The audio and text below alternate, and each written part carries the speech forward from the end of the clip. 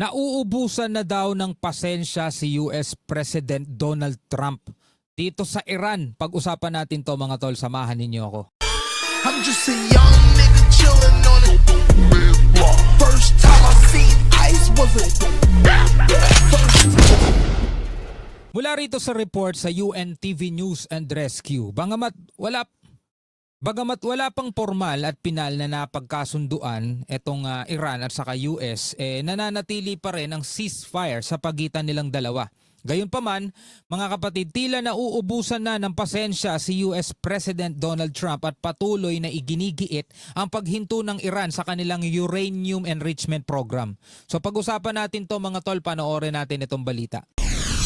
Mahigit 5 linggo nang nananatili ang marupok na tigil putukan sa pagitan ng Estados Unidos at Iran, kasunod ng malawakang pag-atake ng US at Israel sa Iran noong February 28. Bagamat bahagyang humupa na ang palitan ng pag-atake, nananatiling malabo pang makabuo ang dalawang panig ng isang pangmatagalang kasunduan para tuluyang tuldukan ang gulo. Wala, hindi sila nagkakasundo eh.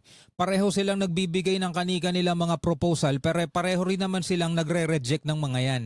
No, merong iginigiit ang Iran na ayaw tanggapin ng Amerika, merong iginigiit ang Amerika na ayaw tanggapin ng Iran. Pareho sila mga tol.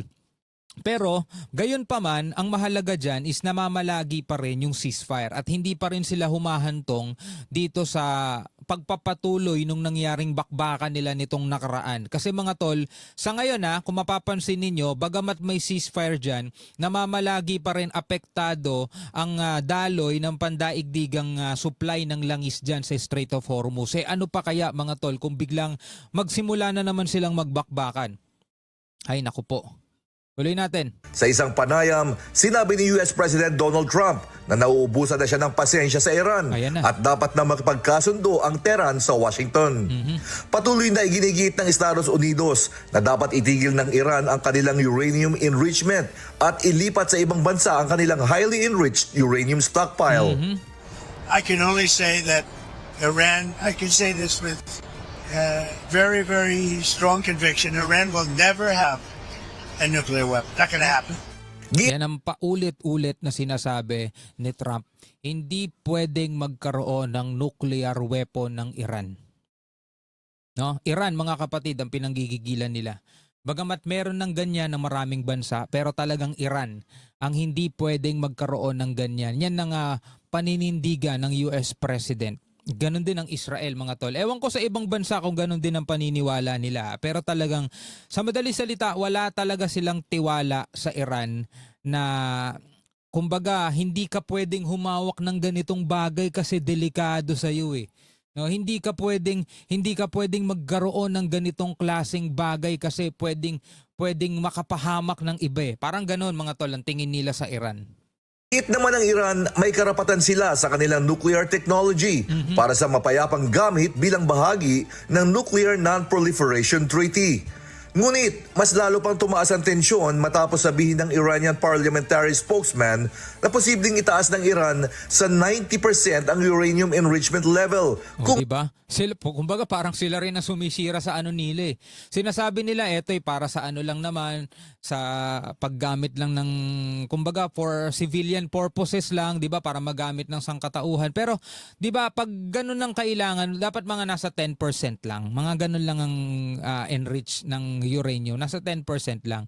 Pero kung iaangat nila ng ganun, 90%, ibig sabihin talaga, may binabalak silang gumawa ng sandata, which is yun nga yung ayaw payagan sa kanila ng Amerika.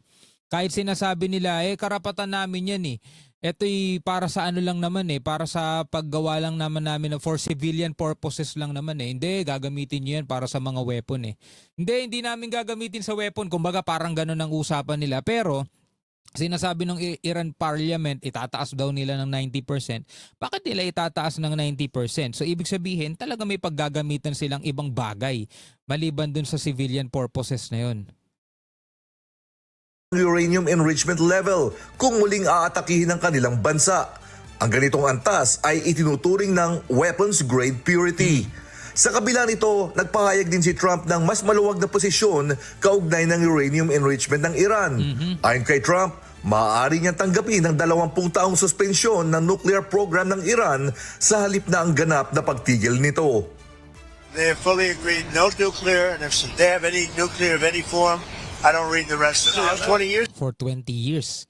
Ang pwede niyang tanggapin, parang kinoconsider niya ng tanggapin yung alok na, sige, hindi kami gagawa o hindi kami magsasagawa ng any nuclear program for 20 years. Tanggapin na ni Trump yun, baka in 20 years, di ba? Ilang taon na ba siya? This is enough, but the level of guarantee from them was not enough. In other words, it's got to be a real 20 years. Ayon kay Trump, kailangan maging totoo ang nasabing 20 taong kasunduan upang masiguro na hindi makagagawa ng nuclear weapon ng Iran. Samantala, nananatili namang tutol si Israeli Prime Minister Benjamin Netanyahu sa anumang kasunduan na hindi ganap na matanggal sa nuclear capability ng Iran.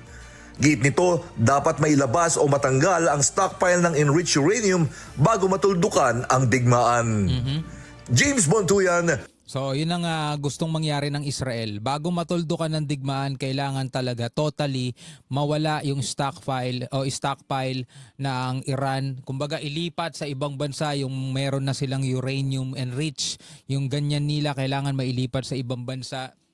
Kailangan at least mawala sa pagmamayari o sa paghahawak ng Iran yung bagay na ganyan. Anyway, mga kapatid, ang tila ba mukhang mabubuong kasunduan dito is yung 20 years na hindi gagawa ang Iran ng nuclear o wala silang nuclear program for the next 20 years. Medyo may katagalan din yan, mga tol, ha?